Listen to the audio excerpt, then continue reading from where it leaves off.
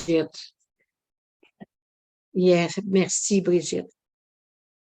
Alors, tout ça pour vous dire que dans ma démarche d'éducatrice somatique en gymnastique holistique, à un moment donné, en discutant avec d'autres collègues, on s'est rendu compte qu'on entendait souvent notre clientèle vivre l'expérience de la pleine conscience. Puis la pleine conscience, peut-être avec des gens reconnus, puis des gens expérimentés ou des gens qui ont fait des études, puis d'autres plus ou moins. Alors, à un moment donné, ma première motivation à m'inscrire au micro-programme de deuxième cycle à l'Université de Sherbrooke, qui offre le programme de BMSR, pleine conscience, c'était tout simplement d'aller vérifier si cette approche, ce programme de réduction du stress par la pleine conscience, basé sur les enseignements du docteur John Kabat-Zinn, avait justement la possibilité d'aider les gens qui ont des problèmes reliés au stress. Puis sachant que les problèmes reliés au stress peuvent influencer les conditions de santé physique et psychologique. Nous, dans le fond, ma collègue et moi, Céline, qui est aussi inscrite au micro-programme, notre objectif, c'était d'aller voir les fondements de ce programme-là, mais aussi d'aller chercher des recherches scientifiques, d'aller, dans le fond, au cœur de ce programme pour aller vérifier si nos personnes qui sont dans notre clientèle, qui souffrent de douleurs chroniques, pouvaient en bénéficier de ces fondements puis de ces enseignements. Alors, c'est pour ça qu'on s'est inscrite. Alors, c'était notre motivation, premièrement, d'aller savoir c'est quoi la pleine conscience et puis c'est qu'est-ce que les recherches pouvaient nous apporter. Ce qui m'a beaucoup, parce que moi, je suis une anti-gourou, pour celles qui me connaissent, vous savez comment c'est important pour moi de ne pas être en contact avec ce type de personnages, les gourous. J'ai été dès la première rencontre, ils ont clairement identifié que la pleine conscience, ça avait beaucoup d'effets bénéfiques, mais ça avait aussi des effets de contre-indication. Donc, c'est pas une panacée. C'est faux de penser que ça peut tout soulager. Alors, j'ai adhéré au micro-programme. On a débuté le micro-programme en septembre dernier et on le finira en juin prochain. Donc, ça m'amène à vous parler quel est le parallèle ou le lien et quand Céline et moi, on a commencé à suivre les cours et à être dans la pratique parce que c'est à partir d'abord et avant tout de l'expérience sur soi. Donc, c'est en pratique que l'on apprend ce programme de formation. On a vu tout de suite des liens avec nos valeurs d'éducation somatique. Mais avant, je pense que ça serait intéressant de se rappeler nos définitions puis nos origines. L'éducation somatique, c'est un champ disciplinaire dans lequel la plupart d'entre vous, j'imagine, soit vous êtes des éducatrices, des éducateurs, ou soit que vous êtes dans la clientèle. Vous savez que nos approches ils datent des années 1800, des années 1900. Nous, en gymnastique holistique, notre origine vient de Elsa Gindler au début 1900. Cette dernière a formé Dr. Ehrenfried, puis Dr. Ehrenfried a formé Mme Marie-Joseph Guichard, et Mme Marie Guichard m'a formée comme formatrice nationale et internationale de gymnastique holistique. Elsa Gindler, en 1926, elle parle de cet apprentissage à la concentration. Elle donne des corrélations entre l'appareil corporel et la vie de l'âme et de l'esprit. cette corrélation n'est possible qu'à partir de la concentration, de la conscience de soi dans sa globalité. Elle nous parle des attitudes à développer dans une présence à ce que l'on fait avec attention et ce qui nous amène dans cette conscience qui nous permet de penser, de sentir en réaction et dans son environnement. J'attire votre attention sur les mots comme apprentissage, concentration, conscience, environnement, présence à soi. Des mots écrits dans un texte de 1926. Ça veut tout simplement dire que nous sommes dans cette continuité. Puis, on sait que la définition de l'éducation somatique, c'est le champ disciplinaire qui s'intéresse à l'apprentissage de la conscience du corps vivant, le soma, en mouvement et dans son environnement. Donc, est-ce que la définition que Dr. Jon Kabat-Zinn apporte à son programme de rééducation du stress par la pleine conscience, lui, dans le fond, le programme a été mis sur pied en septembre 1979. C'est certain que ce docteur en sciences neurosciences, c'est un médecin de biologie moléculaire. Et donc, il y a des influences bouddhistes dans sa vie personnelle. Il y a des influences sur le yoga, et puis un certain niveau de yoga zen. Puis, il a été, et ça nous a fait aussi un petit clin d'œil, il a été en contact avec un philosophe Varela qui fait aussi partie dans le fond, de nos maîtres à penser en éducation somatique.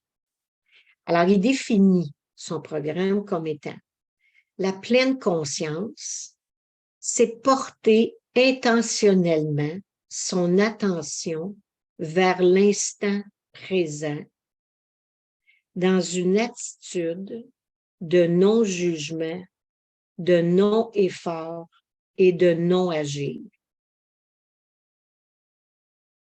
Est-ce que vous êtes en train déjà de faire des liens seulement par des définitions? Méditer, parce que souvent, la méditation, c'est dit méditation pleine conscience. Le mot méditer, il faut le voir, il faut le définir comme étant, c'est juste de porter attention à ce qui se passe dans notre vie, comme si ce qui se passait nous importait d'une façon réelle et entière. C'est une façon d'être. C'est une façon d'être en relation avec l'instant présent et à notre propre expérience. Donc, dans le fond, méditer, c'est porter attention à soi dans une pleine conscience.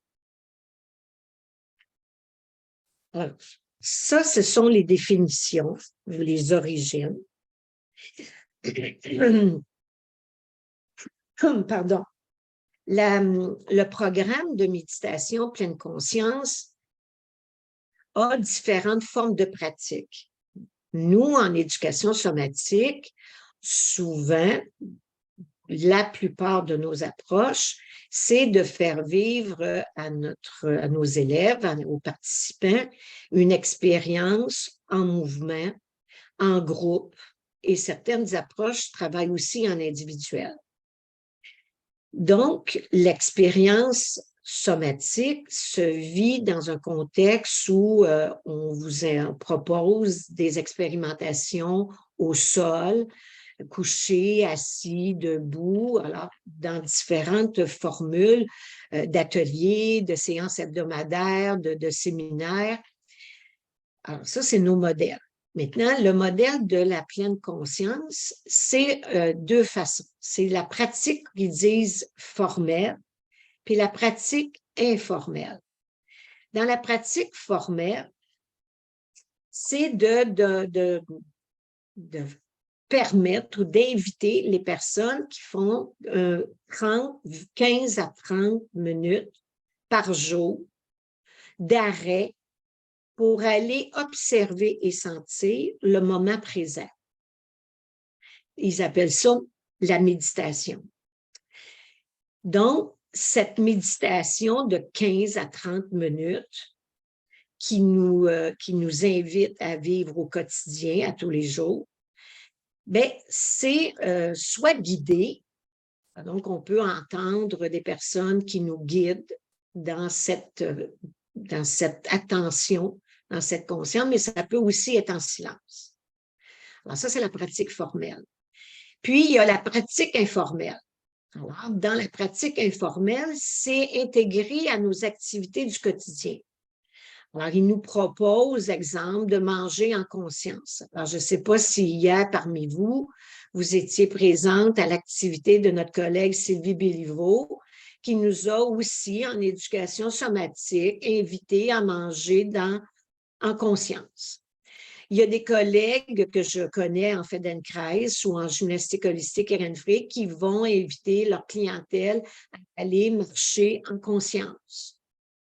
Bien, dans le programme de pleine conscience, il y a des invitations à intégrer la conscience dans le moment présent, aussi simplement qu'en faisant laver la vaisselle, faire votre repassage, la conduite auto.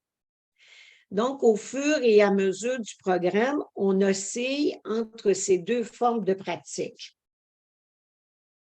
Dans la pratique, ça, c'est la pratique d'attention. Ils ont aussi une invitation à faire de la pleine conscience en mouvement.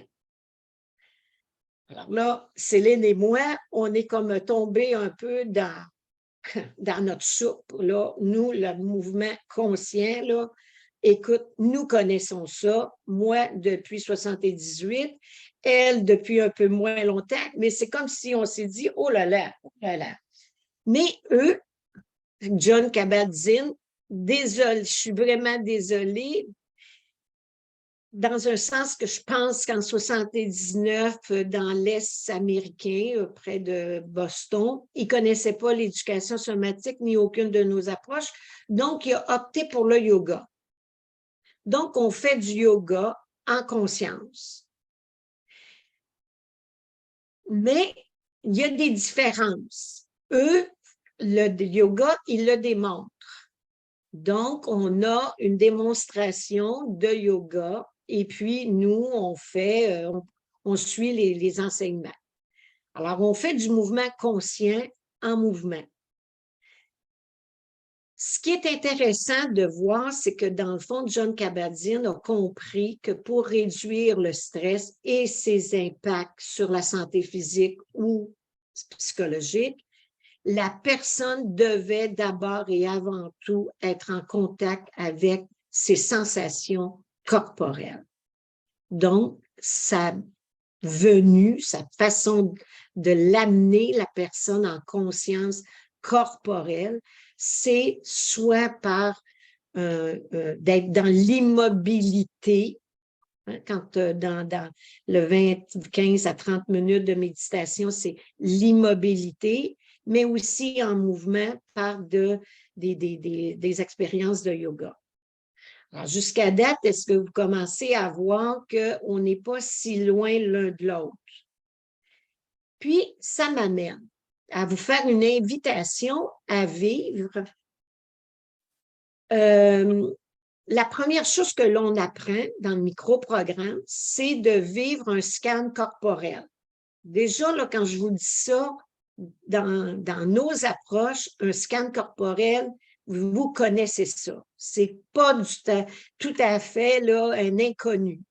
mais je vais vous le faire vivre à la méthode du programme de pleine conscience. Puis ça vous invite, dans le fond, à être attentive et attentif aux différences. Ils ont une façon différente de nous amener dans le scan corporel et de voir les différences puis les ressemblances. Puis après le scan corporel, j'aimerais ça que l'on discute justement. Moi, je vais vous émettre des pistes de ressemblance, puis des pistes de différence. Puis j'aimerais ça qu'on se partage sur l'expérience qu'on vient de vivre ensemble. Alors, je peux juste vous dire que dans le microprogramme, on apprend à guider de leur méthode, de leur façon, de leur pédagogie. J'ai eu une difficulté immense à m'adapter. Alors, je vais faire de mon mieux. Puis après ça, je vous dirai si j'ai fait des erreurs. Je vous les propose, je vous les dirai en toute humilité. C'est vraiment, mais vous savez, je viens de vous dire que je fais de la guidance en gymnastique holistique depuis 84. Alors, le naturel revient rapidement au galop si je me fais pas attention. Fait que je vous dis ça tout simplement là, dans toute humilité. Alors, pour ce faire, vous, comme je disais tantôt en début de rencontre, vous avez la possibilité de venir vous allonger au sol pour être dans un autre contexte de posture, vu que vous venez de passer avec Louise et Nancy depuis 9 heures assises, mais vous pouvez aussi rester assise.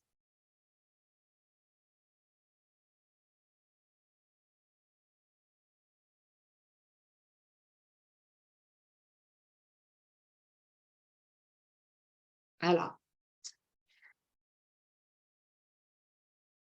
l'intention du scan corporel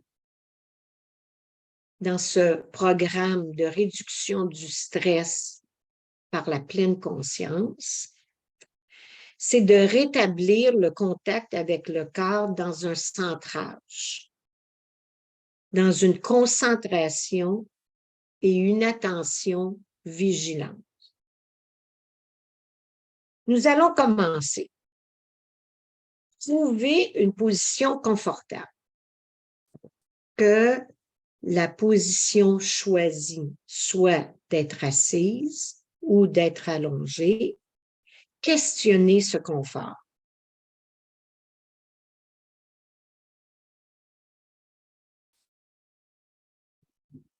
Choisissez de vivre ce scan corporel, soit avec les yeux fermés, soit avec les yeux ouverts, selon votre préférence. Dans cette installation, portons maintenant attention à la respiration. La respiration comme étant un souffle. La respiration occupe un espace, un volume. La respiration manifeste une présence dans la cage, dans l'abdomen, dans le tronc ou ailleurs. Laissez cette respiration se vivre sans effort. Restez dans l'attention de son mouvement. Si en cours de route, la position dans laquelle vous avez opté vous amène des inconforts,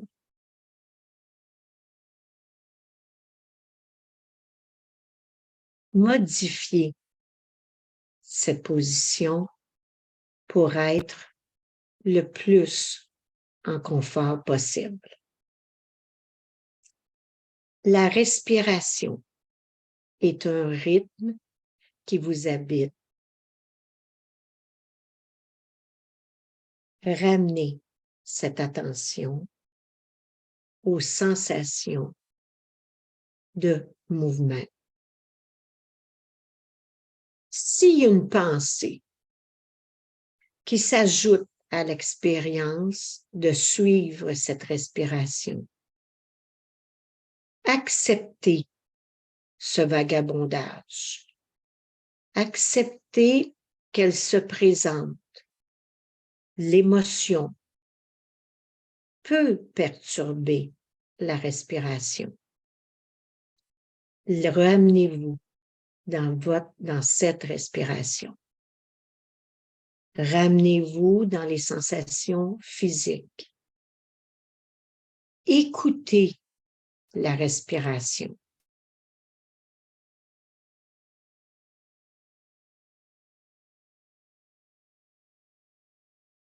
La respiration, c'est un va-et-vient. C'est une source de vie. Il y a eu un premier souffle. Il y aura un dernier souffle. Entre ces deux souffles, il y a celui qui vous habite dans l'instant présent. L'importance d'habiter cette respiration, qui donne l'heure juste sur ce que nous vivons en ce moment présent. La respiration nous accompagne dans notre visite corporelle. Allons prendre conscience de l'espace que nous occupons au sol ou sur la chaise, dans cet environnement. Tout en étant dans le suivi respiratoire. Allez visiter région par région. Nous commençons par les pieds. Si les pieds sont en contact avec le sol, pleine longueur, pleine largeur, ou tout simplement un point d'appui comme les talons. Allez observer l'emplacement des jambes, des genoux, des cuisses. Ramenez cette respiration dans cette visite de la forme de vos jambes.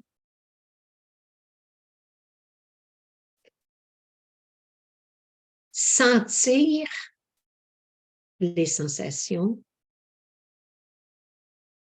et peut-être aucune sensation.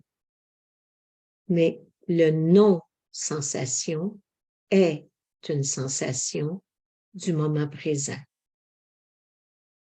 Allez dans le constat de ce que vous sentez sans jugement.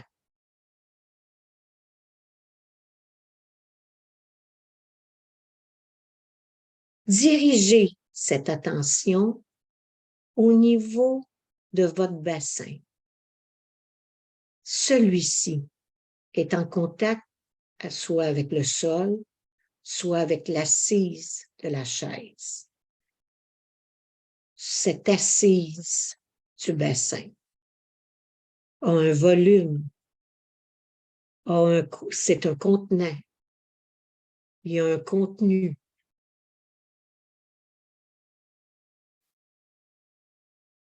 La respiration est-elle présente dans cette région? Allez, si ça vous convient, de placer les mains sur cette région du bas-ventre, de manière à ce que les mains soient en réception de cette mobilité respiratoire abdominale. porter la curiosité.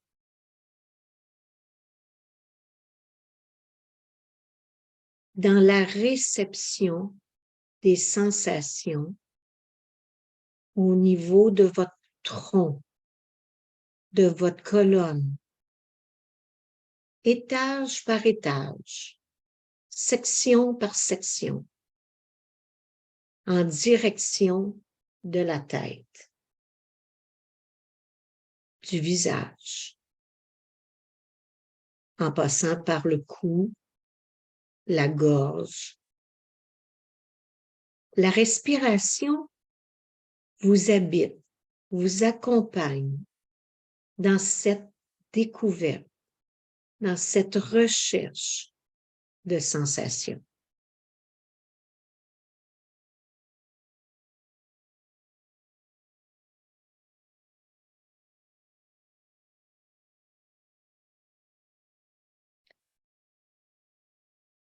Il est possible que actuellement nous soyons dans une respiration ou dans une expérience qui nous amène à sentir de l'impatience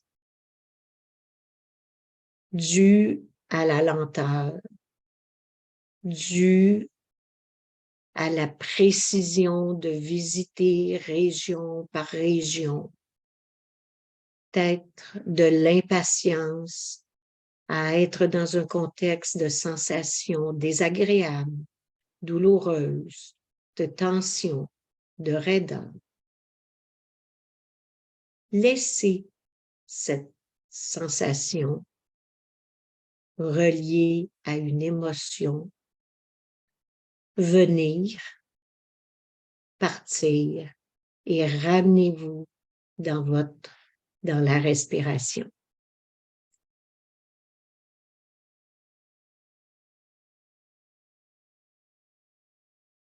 Observez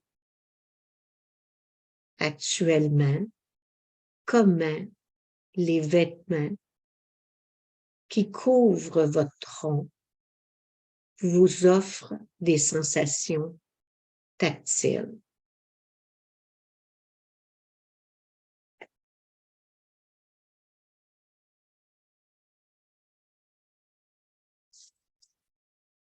Maintenant, promenons-nous des mains aux épaules. Acceptons de sentir les sensations qui habitent nos mains, de chaleur, froid, humide, sec, et ce qui se passe.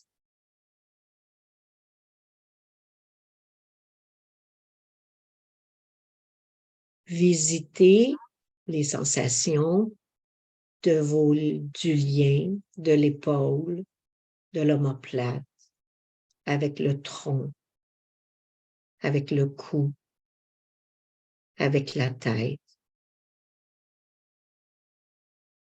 Comment se manifeste cette présence de respirer dans l'ensemble corporel, dans l'environnement dans lequel vous êtes en train de vivre cette expérience au moment présent? Quels sont les sons? Qu'est-ce que vous entendez autre que ma voix?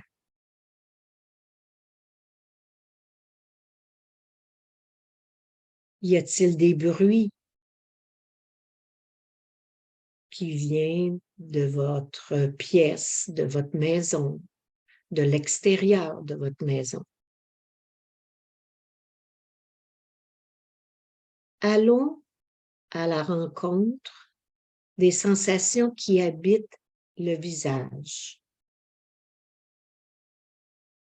Captons les sensations au niveau de l'odorat. Qu'est-ce qui se sent avec le nez?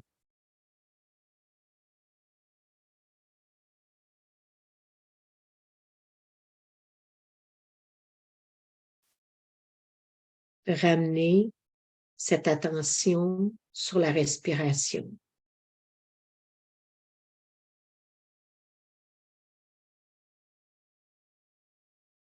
Les pieds à la tête, en passant par les mains aux épaules.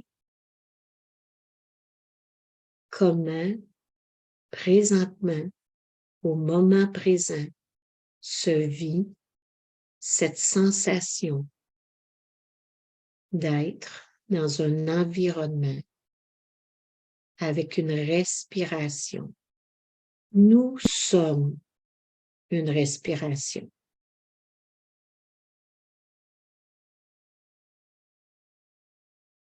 Comment cette conscience accompagne cette recherche de qui nous sommes.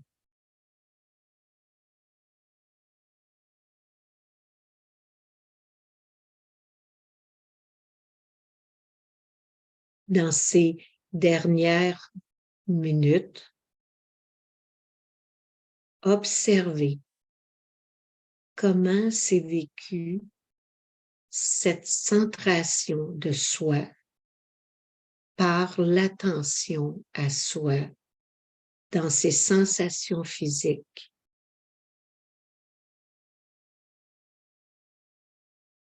Est-ce que le vagabondage des pensées, des émotions ont occupé cette expérience? Allons maintenant doucement reprendre contact avec cet environnement en laissant les yeux s'ouvrir. Quelles sont les images? Qu'est-ce que vous y voyez?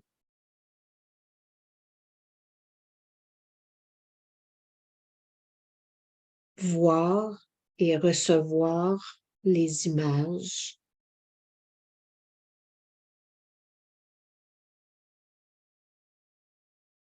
Laissez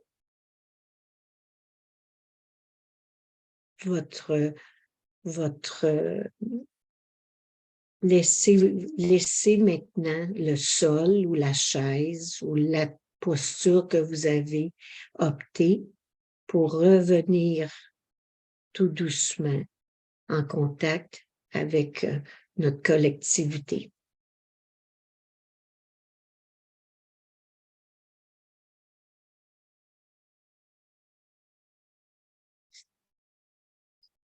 Alors là, j'ai quelques vignettes et les personnes que je vois, je vais vous attendre pour que vous soyez assises.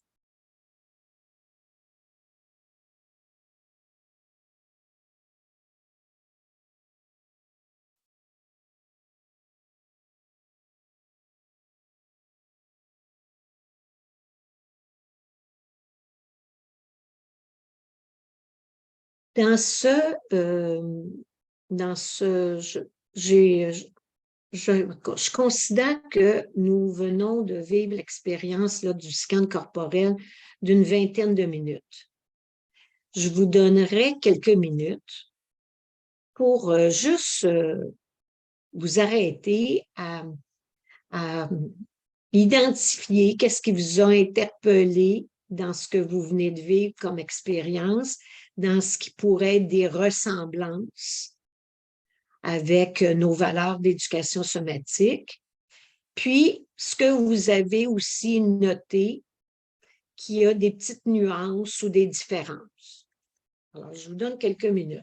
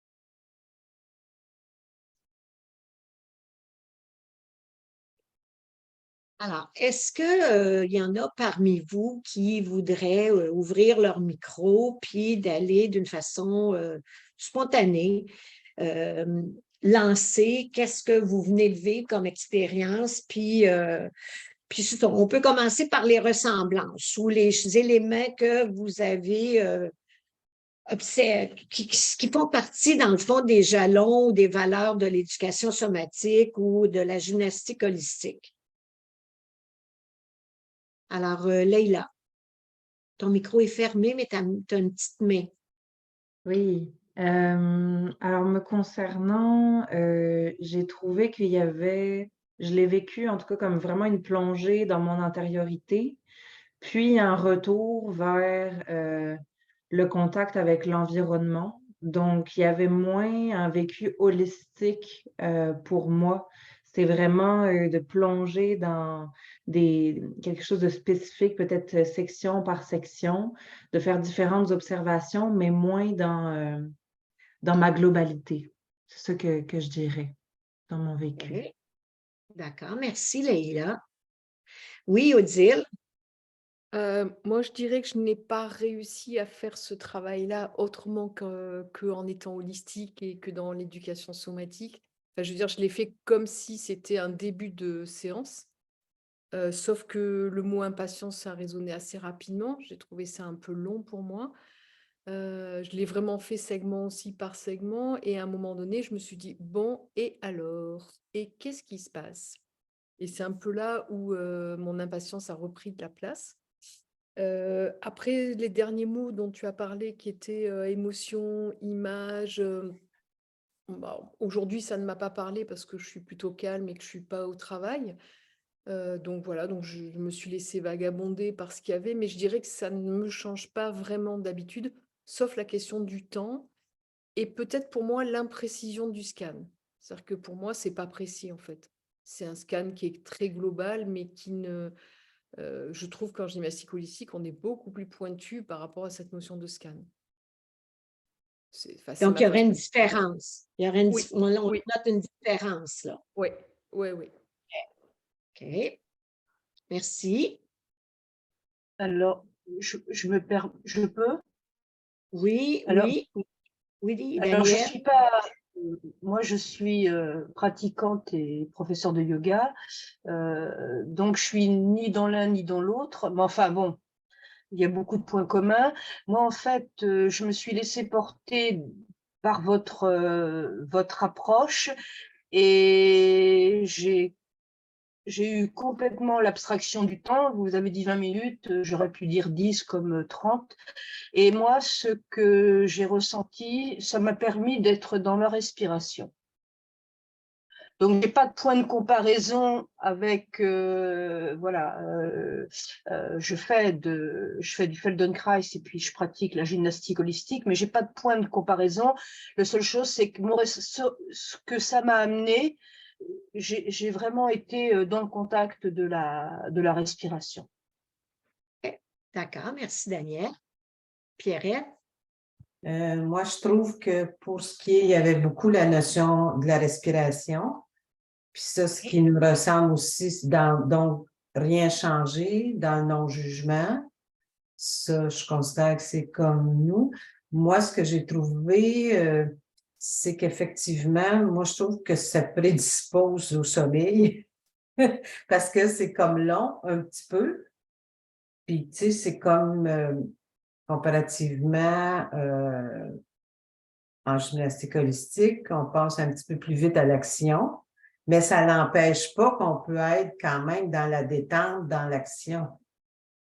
Tu sais? Oui. Tandis que là, c'est vraiment plus une détente c'est ça, sans mouvement. OK, OK, merci. Il y a Louise et puis il y a Rachel que je vois qui a ouvert leur micro. Louise. Une affaire que je constate, avec la façon dont tu as mené l'expérience, puisqu'on fait en gymnastique holistique, l'importance, des mots, l'importance de nous, constamment nous garder en lien avec la parole. Parce que je m'aperçois que si pendant un bout de temps, on ne parle pas, ben là, le vagabondage des pensées, ça s'en va à droite, à gauche. Tandis que là, le fait de, par la parole, nous ramener à, à un aspect, à l'autre, maintient dans cette attention-là. OK, merci. Rachel? Mais moi, ce que je notais, c'est ça, le scan, effectivement, c'est très global. Ben, le fait d'être dans la respiration en continu pendant le scan, je trouvais ça intéressant dans le sens que ça m'amenait dans un espace d'intériorité où ce qui était très présent, moins dans le détail, parce qu'en gymnastique holistique, on est plus détail. Fait que ça m'amène plus dans comme sortir le microscope, si je veux, là. Fait que je trouvais les deux, c'est un peu la nuance, mais dans la différence aussi, c'est que, bon, tu parlais de vagabondage, tu parlais d'émotions, tu parlais d'autres aspects qui, même l'environnement, on l'a en éducation somatique, mais des fois, je suis portée à oublier, moi, d'amener les gens dans quelque chose qui est plus concret, dans ce qu'on entend, dans ce qu'on... mais ces aspects-là, je suis moins portée, moi, à l'amener au niveau émotif, au niveau de la pensée, au niveau... donc, ça, je notais ça. Moi, j'en fais un peu la méditation pleine conscience, justement pour mettre ces aspects-là en présence. Ça m'amène à observer ma pensée. C'est un peu, moi, la nuance que je fais entre les deux. Puis c'est pour ça que je pratique les deux. C'est comme fait que c'est un petit peu ça que je notais. OK, merci Rachel. Je vois que 2 moments dans l'exploration, au début, beaucoup de discours avec des réflexions. Il y a des réflexions. OK, merci Denise. Josie, ton micro est ouvert. Est-ce que tu veux t'exprimer? Oui, j'ai un peu de difficulté entre l'ordinateur et l'écran, là. Moi, mon intérêt était plus de découvrir la gymnastique holistique. Je comprends que le sujet du panel, c'était la comparaison des deux, mais j'apprécierais que quand vous dites c'est plus, c'est moins, mais que vous nommiez là, la partie holistique de la comparaison, s'il vous plaît. Oui, d'accord. Alors, José, pour ton information, là, on a fait un scan corporel à la sauce pleine conscience, mais après avoir émis quelques éléments de ressemblance et de différence, là, on va aller faire une expérience GH pure. OK. OK? Puis, ben, c'est juste, dans le fond, l'objet, c'est de juste voir que là, je vais prendre encore 1 ou 2 personnes, là, et puis après ça, on va faire un résumé. On va faire c'est ça, un résumé. Alors là, je vois Sylvie. Allô, Lucie? Oui, allô, Sylvie. Moi, je dirais, ça nous amène dans une intériorité et à la fois dans plus d'espace. Étant donné qu'on est moins dans le détail du corps, de comparer le côté dans notre scan, donc on reste comme souffle intérieur, puis quand tu nous offres à regarder où les sons, l'espace, le mouvement des pensées, je trouve que c'est intéressant de permettre à la personne de l'écouter ou ça aussi, de se ramener dans son souffle. Il y a quelque chose qui pourrait, on va voir avec le mouvement. Moi aussi, je l'utilise dans ma pratique à l'occasion, mais pas vraiment, puisque étant donné qu'on a une consigne précise, la personne, elle ne va pas dans sa pensée, elle va dans son corps. C'est déjà acquis pour moi que la gymnastique holistique est dans l'instant présent. Tu le sais, j'ai fait mon travail là-dessus. Donc, on est déjà dans un état profond de méditation puisqu'on est ancré sur notre corps. Donc, OK, là, on va ouvrir, on va expanser l'environnement, mais tu c'est nécessaire. Bon, on en reparlera après, là. OK. Isabelle, est-ce que tu as une main levée? Isabelle Rossi. Oui, vas-y. Et puis après, on fait un bilan, un résumé. Vas-y, Isabelle. Alors, pour ma part, au début, je pensais au scan comme moi je le fais, par exemple, dans une séance Feldenkrais. Donc, je me suis mis dans cette idée. Et en fait, j'ai oublié, j'ai dit non, je vais bien écouter. Et en fait, ce qui m'a surpris, c'est que du coup, j'étais presque à m'endormir, ce qui m'arrive peu d'habitude. Donc là, j'ai vraiment même eu des images qui m'apparaissaient de visage et tout. Je me suis surprise en fait à être dans un état très différent de d'habitude. Donc c'est pour moi là, la grosse différence, elle est là en fait. Alors peut-être je suis fatiguée aujourd'hui, je fais plein de choses en ce moment et voilà, j'en avais peut-être besoin, mais c'était vraiment limite endormissement. Et au niveau de alors je rejoins un peu Pierrette dans ce qu'elle disait. Et puis au niveau du timing, quand tu m'as dit 20 minutes, ben moi ça m'a semblé beaucoup plus court en fait, parce que je pense que j'étais vraiment dans cet état. Donc j'ai été presque triste que ça finisse. D'accord. Alors, dans le fond, le scan que je vous ai proposé, j'avais des thèmes à passer. La respiration, c'est primordial en pleine conscience. Mais nous, en gymnastique holistique, la respiration, c'est un de nos axes. Donc, c'est pas différent. La différence, c'est que je vous ai plus interpellé sur le mouvement et non sur une forme de décortiquer l'aspect respiratoire. OK? C'est voulu. C'est comme ça. Ils sont dans une globalité du souffle. L'autre, le scan corporel en pleine conscience, parce qu'il est variable. Des journées, c'est axé sur la respiration. Il y a des journées, le scan corporel, il va être sur les 5 sens. Donc, j'ai essayé de vous lancer des pistes sur l'aspect sensoriel.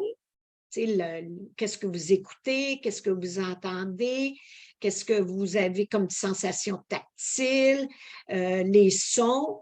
Bon, là, on ne peut pas aller dans le goût, mais on ne peut pas aller non plus dans la vision parce que la plupart avaient les yeux fermés. Mais l'objectif, c'est de développer le sensoriel des 5 sens. Mais la différence, c'est qu'ils ne vont pas dans celui de la proprioception. Il est en éducation somatique, notre prioritaire. Ce n'est pas un jugement, là. Je ne suis vraiment pas en train de faire du jugement. Je suis juste en train de vous dire qu'il y a beaucoup de similitudes, puis il y a des petites nuances de différence. Il y a aussi, dans la pleine conscience, l'acceptation qui est du vagabondage, mais de ne pas processer le vagabondage, de ne pas laisser la pensée ou l'émotion s'installer. Donc, il nous ramène tout le temps dans la respiration ou dans le tactile ou dans le sensoriel. Le vagabondage est là comme une présence, mais on ne le processe pas. L'objectif, c'est de rester dans la conscience de l'attention. Puis la conscience de l'attention, pour Jon Kabat-Zinn, c'est un triangle dans lequel il y a les pensées, les émotions, puis les sensations physiques. Puis, j'ai eu une discussion avec les professeurs, parce que c'est 2 entre autres. Pour moi, une émotion, c'est une sensation. Une émotion, quand je me sens triste, j'ai la respiration, je sens une émotion. C'est pas déconnecté de ma sensation corporelle. Quand je pense, je sais pas moi, n'importe quoi, là, il y a une pensée, là. La pensée va aussi traduire un rythme respiratoire différent, va modifier votre respiration ou même votre tension musculaire.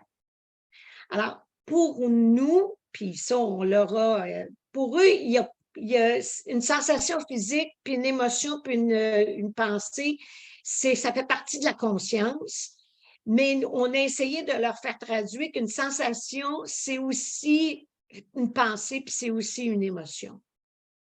Alors, c'est vrai qu'en éducation somatique, en gymnastique holistique, Louise, elle a bien dit, on cherche dans notre rythme de proposition de ne pas laisser trop d'emprise à qu'est-ce qu'on va faire pour dîner ou qu'est-ce que je vais faire demain ou avoir des on essaie de nourrir nos propositions avec du descriptif plus physique, corporel, somatique, mais c'est pas parce qu'on ne le comment je dirais ça, on le sait que ça existe vu qu'on est dans le corps vivant.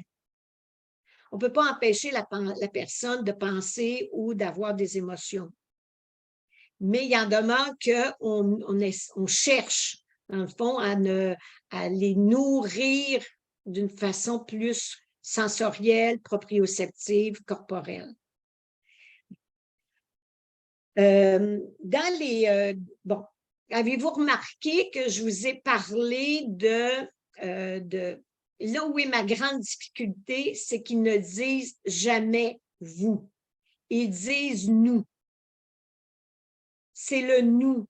Puis j'ai donc les doigts à me taper, j'ai encore dit des vous, puis j'ai encore dit des vôtres. Parce qu'en éducation somatique, en tout cas, mes collègues de Feldenkrais et des autres approches, vous pouvez aussi revenir, mais nous, en gymnastique holistique, on parle au vous. On parle de votre, parce que nous, on ne le démonte pas. On s'intéresse à une personne, tandis que eux, c'est nous parce qu'ils le font en même temps. Alors, ils sont toujours avec nous. Puis, c'est ça. Ça, au niveau de la guidance, c'est une chose les plus difficiles ou différentes. Il y a aussi que, dans le fond, leur scan corporel, c'est de vivre l'immobilité. D'apprendre, dans le fond, à monsieur et madame tout le monde qui sont en situation de stress, de s'arrêter. Donc, le contexte d'être en contact avec la conscience sensorielle, corporelle et la respiration, c'est pour leur apprendre à être dans l'immobilité, d'être dans le moment présent. Alors, oui, il y avait de la lenteur, oui, il y avait un rythme qui pouvait vous faire vivre de l'impatience. Ça fait, entre guillemets, partie de ce qu'il y a à vivre, l'impatience. Le ton est un ton qui peut amener à l'espèce de détente. On l'entend, la plupart des collègues là, on est quand même 28 en formation, il y en a qui somnolent, il y en a qui s'en vont dans le sommeil. Mais leur curiosité, et ça a été dit, leur curiosité, leur présence, leur attention n'est pas suffisamment pour être présente. C'est comme ça qu'ils l'ont traduit, mais c'est une expérience et puis c'est une journée à l'autre, c'est différent. Alors, vous avez entendu aussi la pleine conscience, puis là, je vais vous partager l'écran. Partager l'écran. Est-ce que vous le voyez, l'écran? Oui. OK. Dans la pleine conscience, ils ont à développer 7 attitudes. Nous, en gymnastique holistique, un de nos axes, c'est la respiration, c'est aussi l'équilibre des masses, des structures. Comme je dis toujours, ce n'est pas de se tenir sur un pied qui nous intéresse, mais c'est vraiment l'équilibre des masses, des structures. Puis, c'est la tonicité ou mettre, dans le fond, l'aspect postural le plus en état d'être dans l'action. Puis, il y a ce qu'on nomme le comportement. Madame Ehrenfried a écrit une phrase qui peut être interprétée aussi bien dans nos approches somatiques que dans des approches psychologiques. On ne peut changer que ce que l'on connaît. Et de développer, dans le fond, une attitude ou un comportement d'attention à observer et à apprendre pour comprendre comment on se comporte dans la vie. Alors, dès qu'on dit en gymnastique holistique comment ça se passe, comment ça se vit, comment le sol vous accueille, le comment fait appel au comportement, fait appel à l'attitude. Alors, en pleine conscience, il y a 7 attitudes à développer. Puis, prenez le temps de juste les lire puis de voir le parallèle avec l'éducation somatique. Ils appellent ça, eux, l'esprit du débutant. De développer l'esprit du débutant comme si c'était la première fois de votre vie que vous preniez le temps d'observer votre pied ou d'observer comment votre respiration vous habite. Qu'on appelle ça l'esprit du débutant ou qu'on appelle ça notre curiosité somatique, je veux dire, on passe notre vie à poser, à donner des propositions d'intérêt. Le non-jugement, c'est exactement le non-jugement, de prendre ce qui est là sans jugement. Il n'y a pas de bon, il n'y a pas de mauvais, il y a ce qui est présent. Le non-effort. Est-ce que vous reconnaissez qu'en éducation somatique, on est attentif à être dans le non-effort, de ne pas être dans la sensation douloureuse, intense. On accepte le désagréable, on accepte l'inconfort, mais on ne veut pas que la personne elle se vive en douleur, en non-effort. Le lâcher-prise.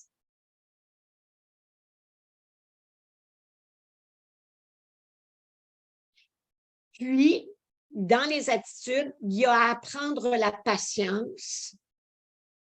Puis, bon, là, j'ai vu tantôt là, rapidement là, que dans les vignettes, il y a des noms que je soupçonne être dans ma clientèle.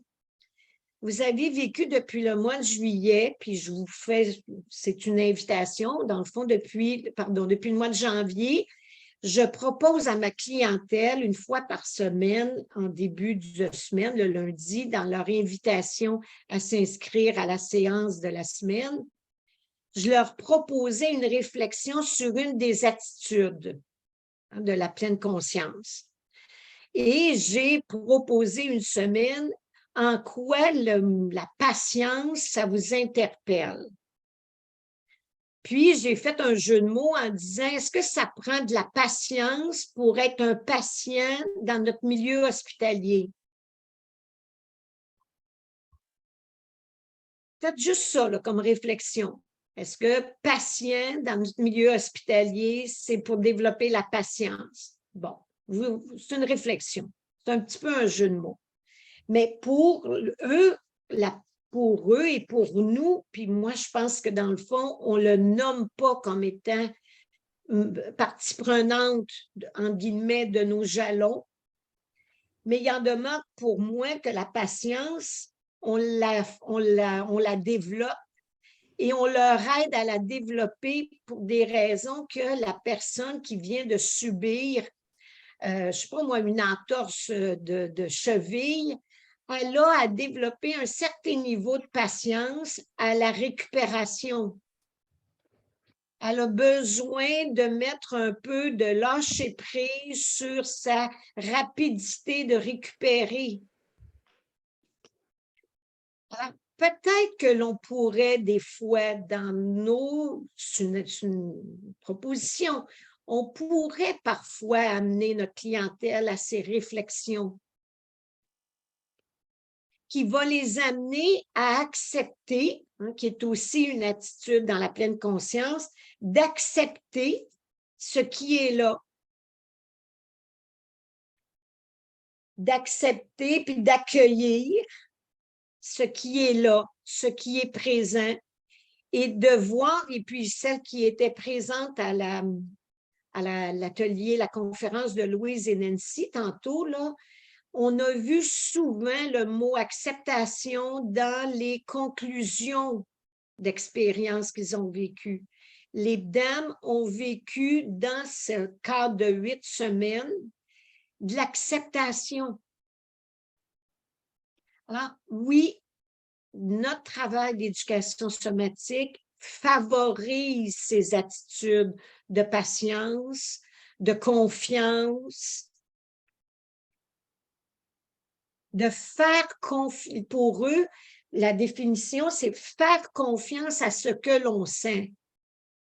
Moi, honnêtement, avant ce micro-programme, j'utilisais jamais ces mots confiance à ma clientèle. Faites-vous confiance, respectez ce que vous sentez. C'est ça, dans le fond, l'attitude de confiance. Alors, là, je ne les ai pas transférés en éducation somatique, mais en gymnastique holistique, ces 3 attitudes-là.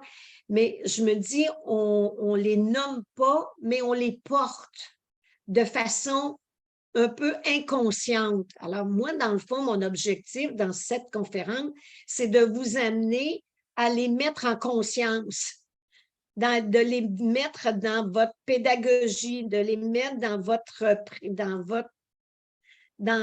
ce que vous apportez aux personnes qui nous visitent.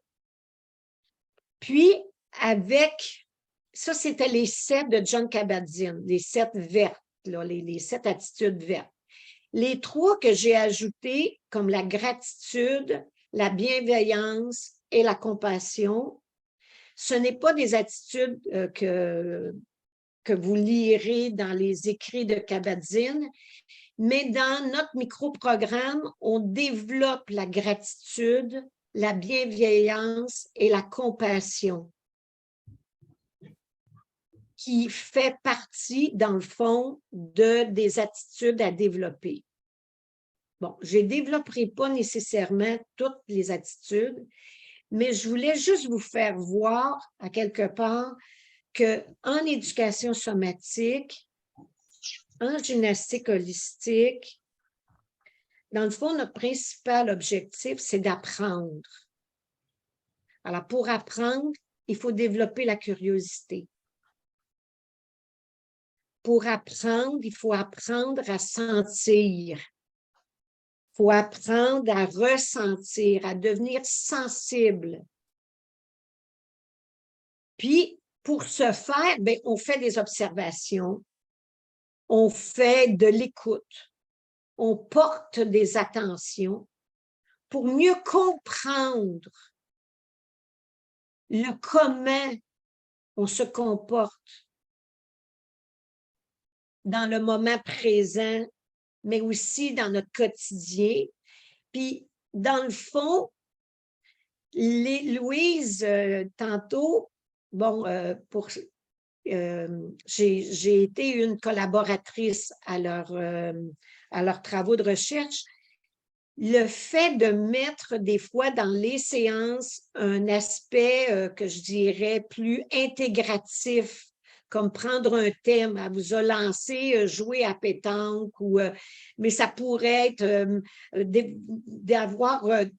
de penser des fois à faire des séances avec une pensée intégrative. Parce que la clientèle, elle vient nous voir, elle fait son 1h15, 1h30 avec nous. Puis notre objectif, dans le fond, c'est ce qu'elle vit, ce qu'elle apprend dans les séances. On aimerait donc bien ça qu'elle l'intègre dans son quotidien. Mais moi, je pense que certaines d'entre elles, ou comme nous, on l'intègre dans notre quotidien. Ça fait partie de notre vie de s'arrêter pour observer comment ça se vit, comment ça respire, comment je me sens, où suis-je. Mais notre clientèle, des fois, a de la misère à passer à l'intégration du quotidien. Alors, est-ce que ça fait partie de nos objectifs d'éducatrice? Je vous lance la question. Donc, c'est ça l'idée que j'ai trouvée intéressante dans la programmation de la pleine conscience, c'est d'avoir des pratiques formelles qui, à quelque part, très similaires au temps que l'on accorde à nos leçons, à nos séances. Puis, dans la pratique informelle, c'est d'aller vivre la pleine conscience dans le quotidien. Fait que peut-être que nous, on pourrait, entre guillemets, inviter plus notre clientèle à nous parler de comment elle l'intègre au quotidien. C'est des pistes de réflexion que je vous lance. Alors là, je vois le temps passer. Je vais vous faire vivre une expérience de gymnastique holistique. Alors,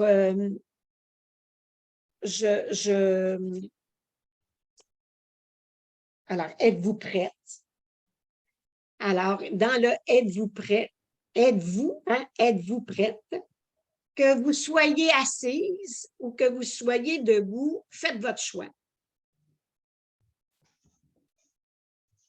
OK.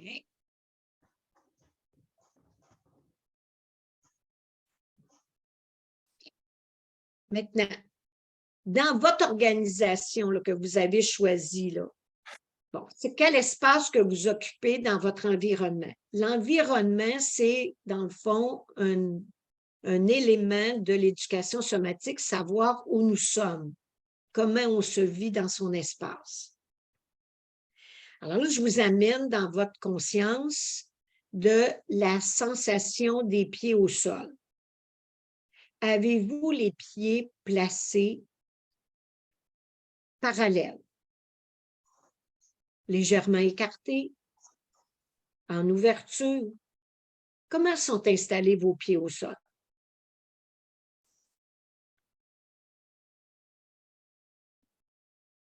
Prenez le temps de juste aller sentir que vos pieds ont des appuis. Prenez le temps d'aller sentir que vos pieds ont des racines. Puis de comparer votre côté droit à votre côté gauche. À partir de ces pieds, allez tout de suite au niveau de votre port de tête. Comment est placée la tête en relation avec votre tronc, en relation avec l'assise de vos pieds?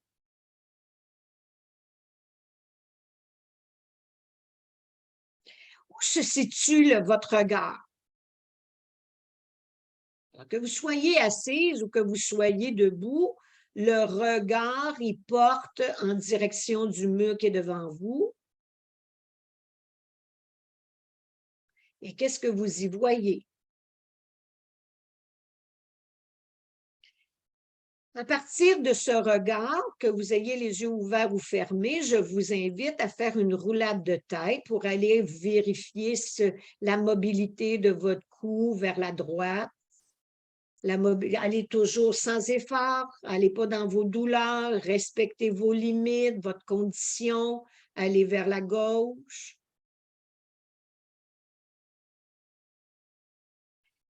Puis, à partir de cette mobilité, vous revenez dans l'axe.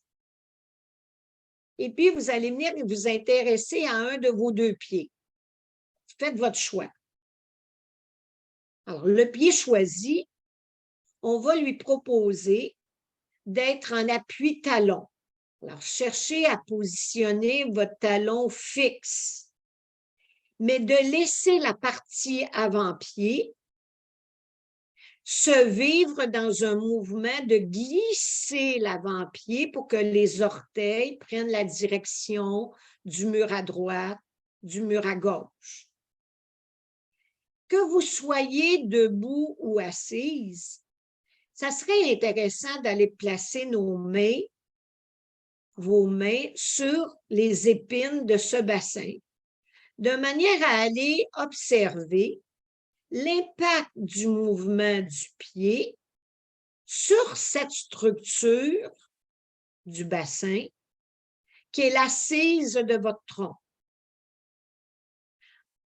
Nous observons le mouvement fin. Est-ce que le pied communique bien à cette structure?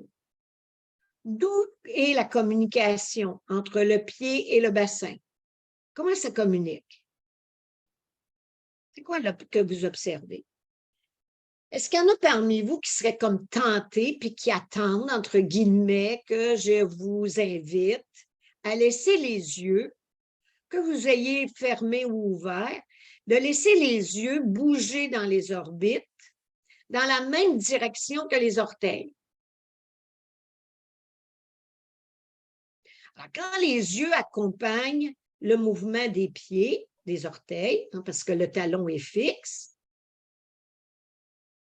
êtes-vous en train de vivre une expérience qui vous amène des sensations dans d'autres régions que dans les yeux et dans les pieds? Faites une pause. Arrêtez-vous pour aller sentir les effets de ce mouvement d'une simplicité qui est de glisser l'avant-pied au sol avec l'accompagnement des yeux. Est-ce qu'il y en a parmi vous qui sont en train de sentir des effets dans d'autres régions que l'endroit où avait lieu l'action? On peut porter notre curiosité d'aller rouler la tête à droite et à gauche et d'aller vérifier si toutefois, on observe, on n'a pas à émettre un jugement sur l'impact du mouvement, on a juste à observer. C'est un fait. Est-ce que j'ai plus de mobilité ou pas? Est-ce que j'ai l'impression d'avoir un bras plus long que l'autre? Ou différemment placé? Je vais aller par la suite m'installer dans le pied l'autre, le deuxième. Alors, à nouveau, le talon s'installe dans sa fixité d'ancrage pour laisser la partie avant du pied, donc la section orteil, coussinet, qui glisse sur le tapis le plus possible. Frottez les fibres de votre tapis dans un mouvement, dit dans un jargon, d'essuie-glace. Quand ce mouvement initié à partir du pied, est-ce qu'on est en relation avec d'autres régions? Êtes-vous en train d'évaluer dans vos sensations la différence, parce que nous, en éducation somatique, là, une de nos valeurs, c'est de faire des comparaisons parce qu'on apprend par les différenciations. C'est comme ça qu'on apprend à qui nous sommes. Comment ce côté-là est différent de l'autre? Y a-t-il dans l'histoire de votre pied-cheville, de la hanche, quelque chose qui habite ce côté-là qui n'était pas présent de l'autre côté? Laissez vos yeux accompagner le mouvement de l'avant-pied. Peut-être que spontanément, ils se sont mis dans l'action.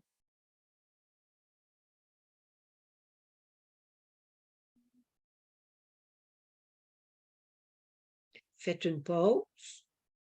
Acceptez de comparer les sensations qui vous habitent comme effets.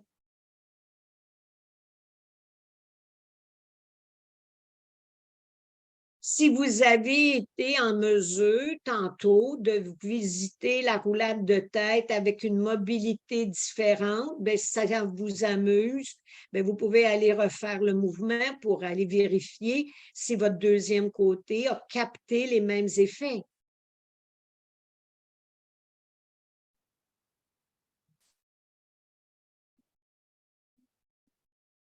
Bien. Maintenant, si les personnes qui sont en position debout voudraient travailler le second mouvement ou la seconde expérience en position assise, vous avez le choix. Si vous avez le goût vous pouvez aussi rester debout. Là. Ça fait partie là, de votre choix. Maintenant, on va aller travailler une région d'une façon, on va d'abord l'identifier, la région. Moi, j'aimerais ça que vous portiez une attention à l'emplacement de vos épaules, à la forme de vos épaules. Êtes-vous en mesure de comparer le côté droit et le côté gauche? Bon, on sait que dans une position d'épaule, l'épaule, elle peut être enroulée.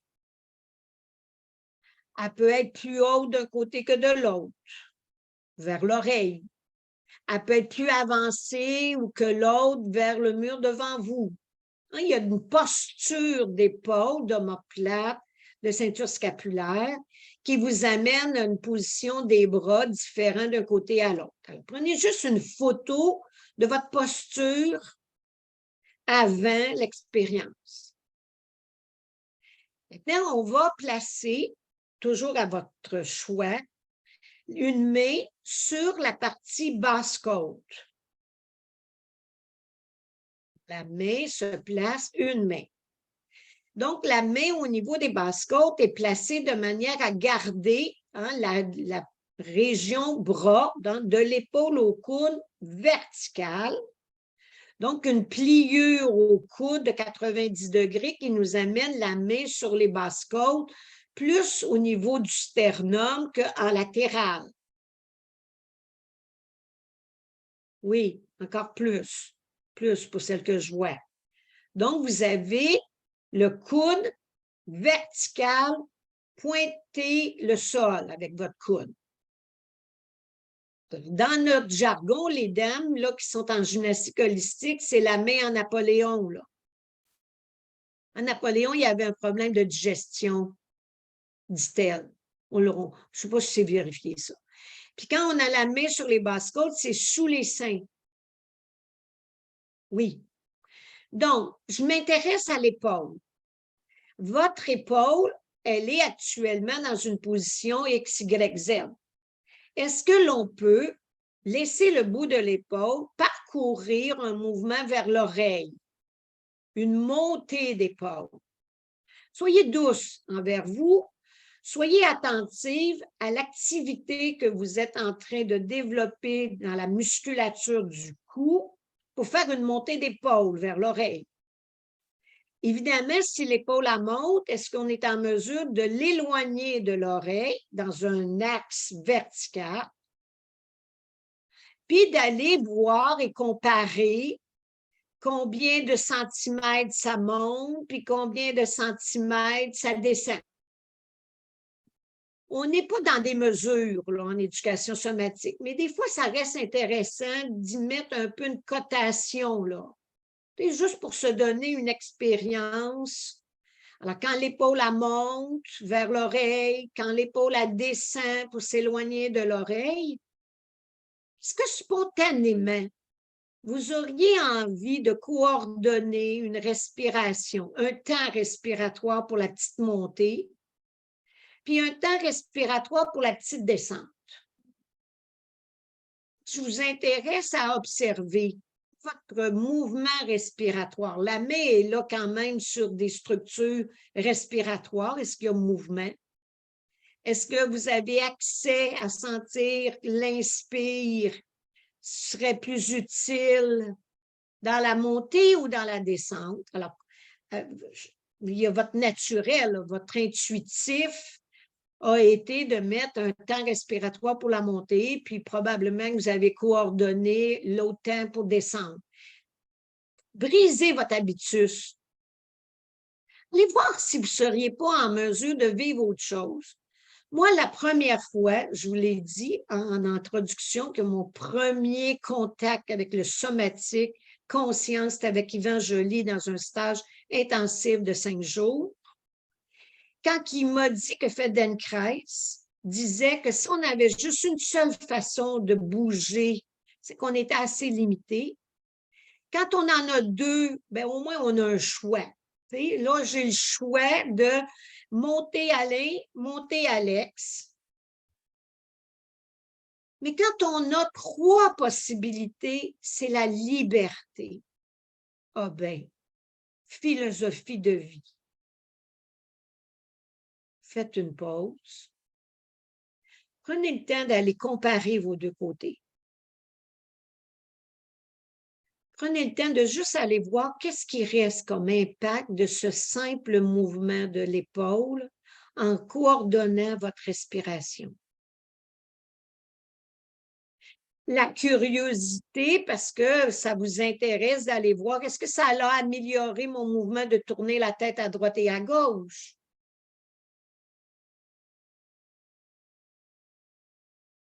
Est-ce que par curiosité, que vous soyez assise ou debout, est-ce que si vous faites un mouvement de bouger votre tronc pour diriger vos mains vers les pieds, est-ce que vous seriez en mesure de sentir qu'il s'est passé quelque chose dans votre tronc? Non, vers l'avant, une flexion antérieure. Oui, c'est très bien. On glisse les mains le long des cuisses, on s'amène vers les pieds. Est-ce que par curiosité, par observation, ça vous interpelle de voir que, oh, gardons quoi?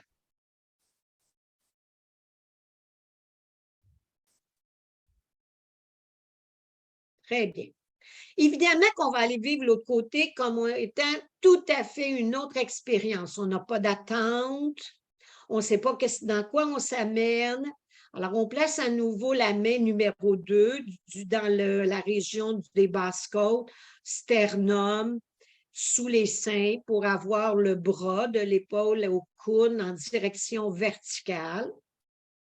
Puis, je vous invite à vivre un mouvement où le bout de l'épaule part en direction de l'oreille, mais allez-y de façon naturelle. Là. Allez pas dans ce que vous avez vécu de l'autre. L'ardoise est neuve, là, est propre.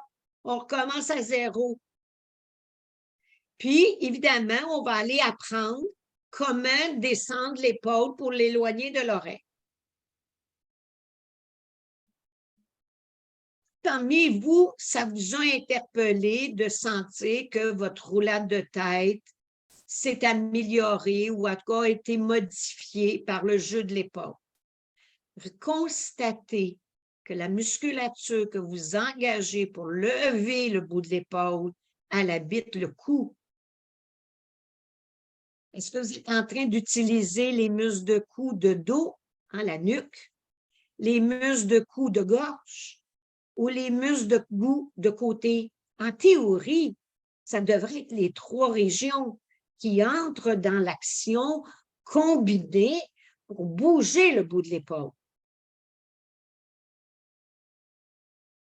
Avez-vous été interpellé par le mouvement où vous avez fait un penché avant, que vous aviez le bras plus long peut-être, ou que vous alliez plus bas du côté travailler que l'autre? Mais non, ça s'explique. Parce que le bout de l'épaule, c'est ça qu'on dit à la clientèle. Mais en guillemets, c'est l'épaule, c'est l'acromion, c'est la clavicule, c'est l'omoplate qui entre dans ce complexe de mouvements. Puis l'omoplate, c'est un carrefour musculaire. L'omoplate, elle a des relations intimes avec la région dorsale basse, lombaire, sacrum et bassin. Donc, en nous faisant le simple mouvement de monter et descendre l'épaule, tout en jouant avec le temps respiratoire, modifier, changer la combinaison, seriez-vous en train de vivre dans vos sensations quelque chose dans le tronc, dans la cage, parce qu'après tout, on a les pectoraux qui s'activent. Puis les pectoraux sont en relation avec les abdos, Le tronc, ça peut être le grand dentelé.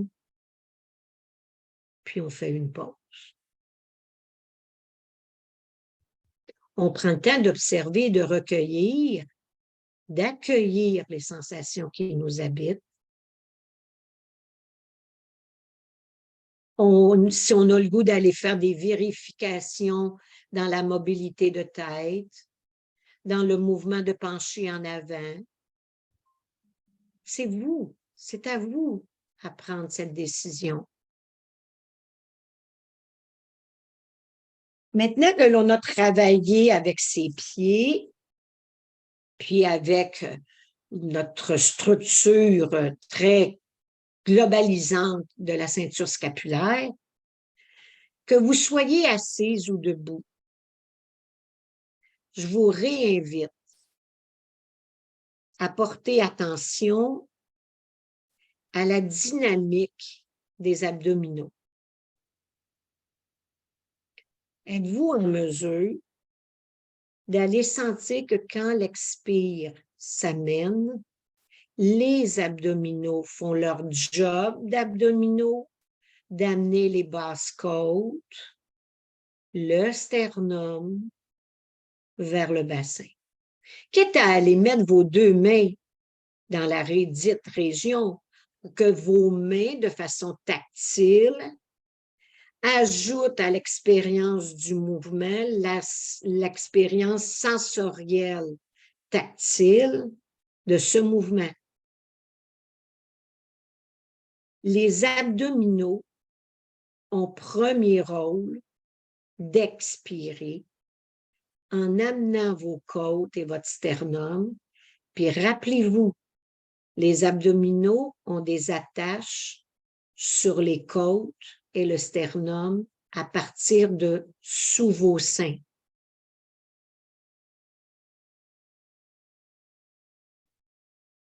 Il y a des abdominaux sur la devanture de la cage et sur les côtés de la cage.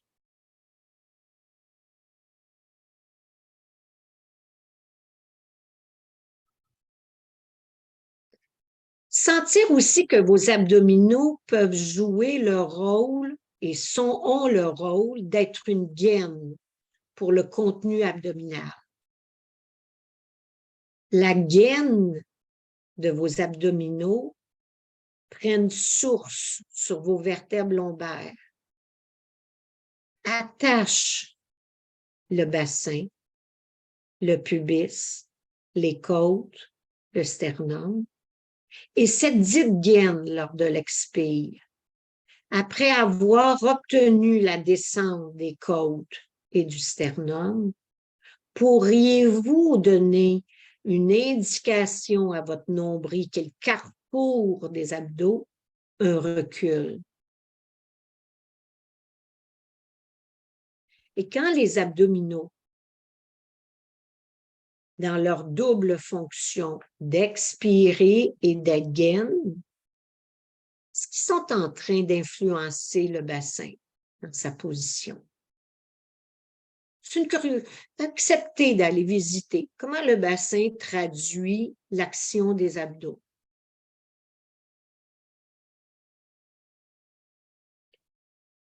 Je reste au niveau du bassin. On sait que le plancher du bassin, c'est le périnée. Est-ce que l'on peut s'intéresser à cette musculature qui couvre le fond du bassin? Est-ce qu'on peut s'intéresser à cette musculature qui a des attaches sur le pubis, sur le sacrum et le coccyx, sur les ischions? C'est comme une toile losangique. Et trouer cette toile. Puis, dans la musculature du périnée, il y a des muscles qui ont la job de fermer vos sphincters. C'est ça leur job. Mais en plus, ils ont comme job des remontées des sphincters dans le petit bassin. Et souvent, on néglige le rôle de la remontée et c'est le rôle le plus important. Alors, prenez le temps d'aller sentir de façon consciente. Suis-je en mesure d'observer cette capacité d'agir sur cette musculature à double rôle?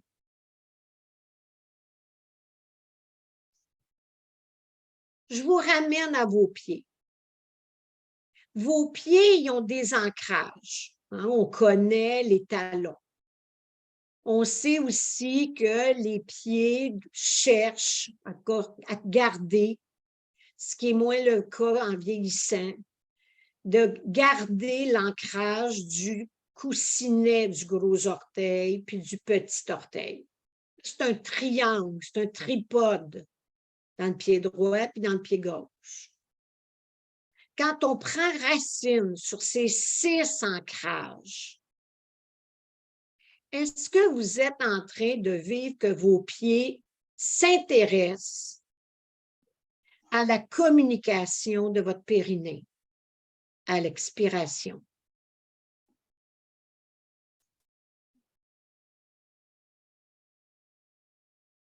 C'est une possibilité.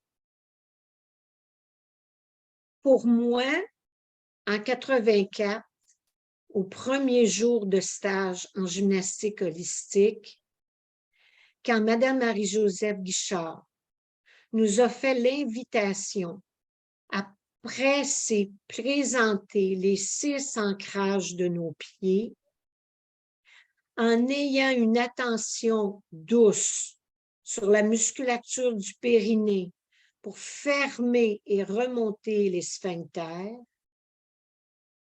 et d'y ajouter « gainez votre abdomen » et observez ce qui se passe. Hier, avec notre collègue Sylvie, pour celle qui était présente, vous avez vécu cette expérience assise, d'appuyer les pieds et de voir la réaction de ces ancrages dans votre allongement, érection du tronc. Ce que Mme Guichard a ajouté à mon questionnement, c'est qu'elle nous a proposé, puis je vous le propose, d'aller placer la langue avec toute sa musculature de 17 muscles. Elle a la capacité de venir s'installer dans la voûte de votre palais. Pour celles pour qui c'est nouveau, la pointe de la langue se place derrière les dents, les gencives des dents de la mâchoire supérieure en avant. Les bordures de la langue cherchent à entrer en contact avec les gencives de la mâchoire supérieure à droite et à gauche, ce qui amène à placer la langue dans sa voûte palatine, dans son dos de langue dans le palais, pour épouser la forme du palais. Et pour conclure, si on allait prendre le temps d'ancrer nos pieds avec la même présence, la même intention d'appui des pieds au sol et de la langue dans son palais pour réunir les pieds à la tête dans une expiration où les abdominaux font leur job d'expirateur et de gaine sur un périnée qui a double fonction. Alors, si ça se dit comme suit, si elle expire, quand l'expire s'amène, vous donnez à vos pieds des ancrages, vous donnez à votre périnée son rôle double de contracter les sphincters pour les fermer et les remonter, d'inviter les abdos à vivre l'expiration gaine sur une voûte palatine où la langue prend appui. Comment ça se vit, cette expérience globalisante des pieds à la tête dans l'environnement dans lequel vous êtes? comment ça se vit? Comment ça se communique? Qu'est-ce qui est en train de parler de vous? Qu'est-ce que vous venez d'apprendre sur vous ou de comprendre sur votre comportement corporel?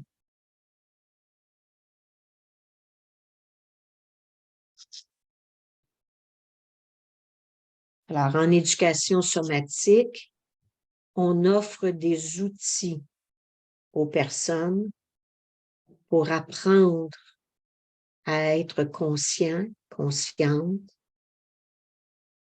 des outils pour comprendre comment, dans la vie de tous les jours, ils se vivent, ou du moins apprendre à comprendre comment ils se sont blessés et comment comprendre ne pas à nouveau se blesser. On leur offre dans le fond aussi des outils pour accepter ce qui est là, leurs conditions, et on offre aussi des outils comment s'adapter à ces conditions. Alors, je profite de votre attention pour vous remercier de l'attention que vous avez portée à mes propos. Puis je vous remercie d'être en éducation somatique parce que dans le fond, c'est un bel avenue pour être dans un environnement plus clément, plus bienveillant. Alors, il est 12h10. Je sais que certains d'entre vous ont sûrement une hâte d'aller manger. Il y a une sensation gastrique qui se présente ou une sensation de grande fatigue d'avoir passé depuis 9 heures dans une concentration consciente. Mais je suis disponible à entendre vos commentaires. Puis moi, j'aurais une dernière petite chose à vous donner comme information. Céline et moi, dans le cadre du micro-programme d'éducation somatique, du micro-programme là, en pleine conscience, on a un projet d'intégration. Et dans ce projet d'intégration, on devait offrir à l'automne 3 ateliers conférences pour les éducateurs somatiques de manière à développer des attitudes et des habilités à transmettre ces attitudes de pleine conscience dans nos valeurs à nous, dans nos jalons pédagogiques à nous. Alors, cet automne, on a l'intention de vous inviter à y participer à ces 3 conférences ateliers. C'est ouvert à tous les collègues d'éducation somatique, là, pas juste en gymnastique holistique. Alors, vous pouvez me faire parvenir, mon adresse, c'est simple, c'est lucietétreault en un seul mot, @yahoo.ca. J'ai aussi l'invitation aux personnes non éducatrices somatiques. Si ça vous intéresse de vivre l'éducation somatique en gymnastique holistique avec des valeurs ou des attitudes de pleine conscience, bien là aussi, en l'automne, on va offrir des ateliers là-dessus. Alors là aussi, si ça vous intéresse, vous avez juste à communiquer avec moi, puis ça va nous faire plaisir, Céline et moi, de vous accueillir. Alors, ouvrez vos micros si vous avez besoin, si vous avez des questions ou des commentaires à émettre.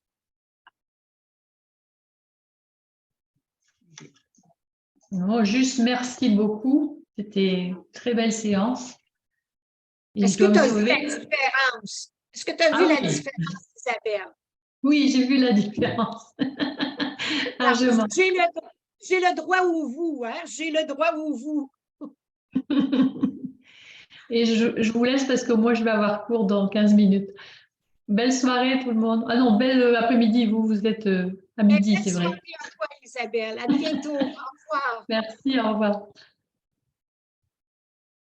Oui, Moi France? aussi, merci beaucoup, Lucie. Pareil, il faut que je vous quitte et puis je t'enverrai un mail. Merci de Oui, ce moi, bon éclairage. je m'attends de ta part à un long commentaire. France. Avec plaisir, avec plaisir. Au revoir, Merci. Odile. Au revoir tout le monde. Merci France. beaucoup. Au revoir. Au revoir, France. Oui, je voulais remercier vraiment, te remercier, puis remercier l'ensemble des gens qui étaient parmi nous.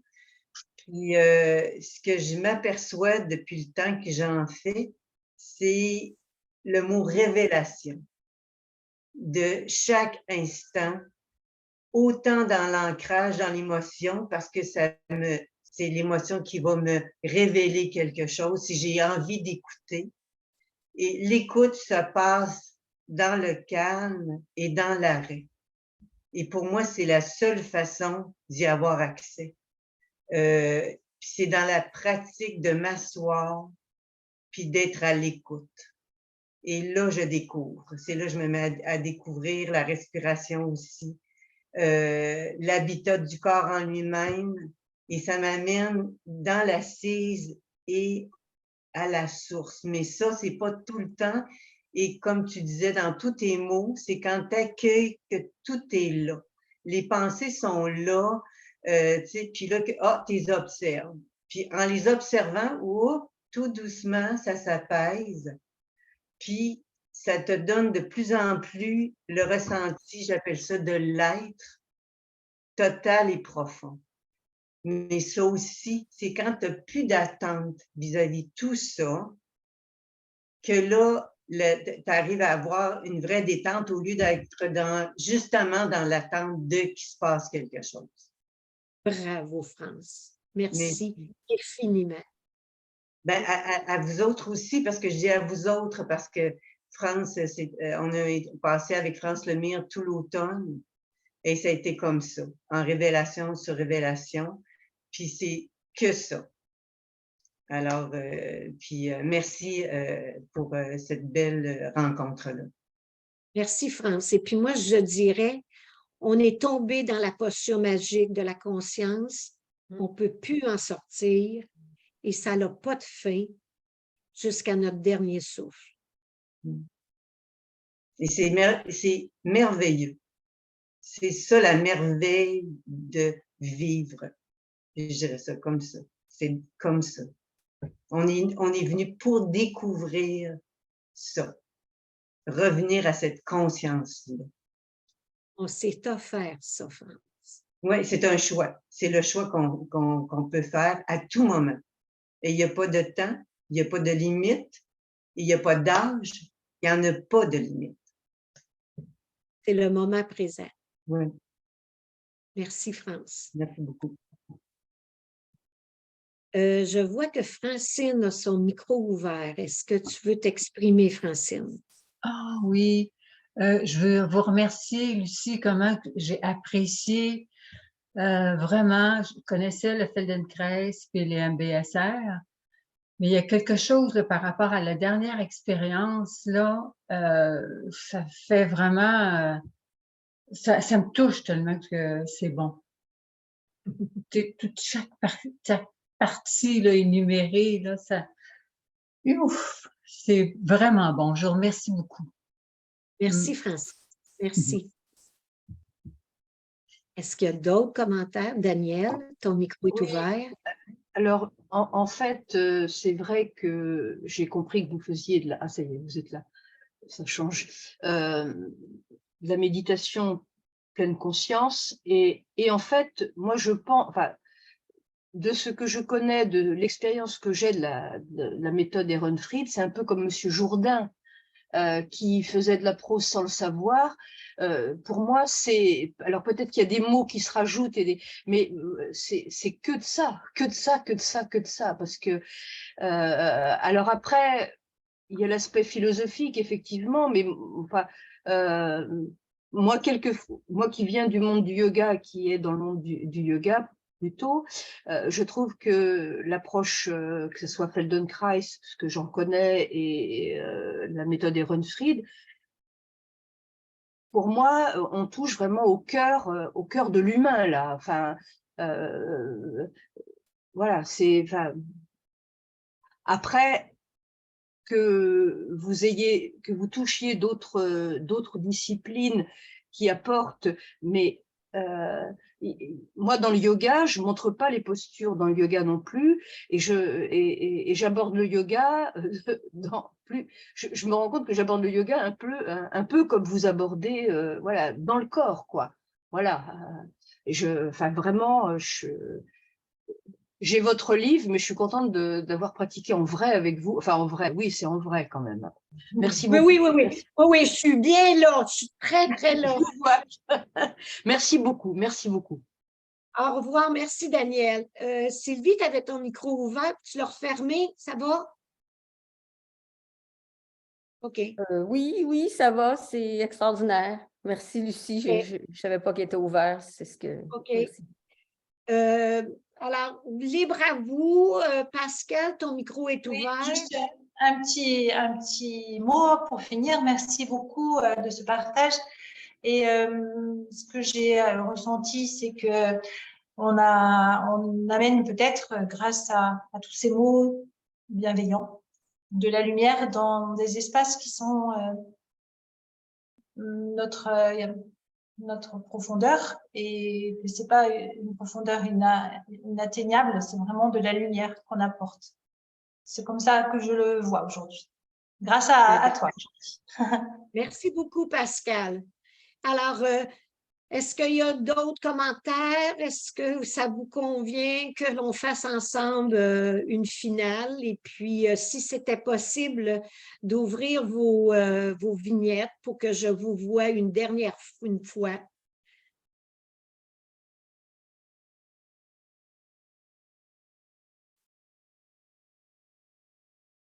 Et puis, bonjour, bon après-midi, bonne soirée.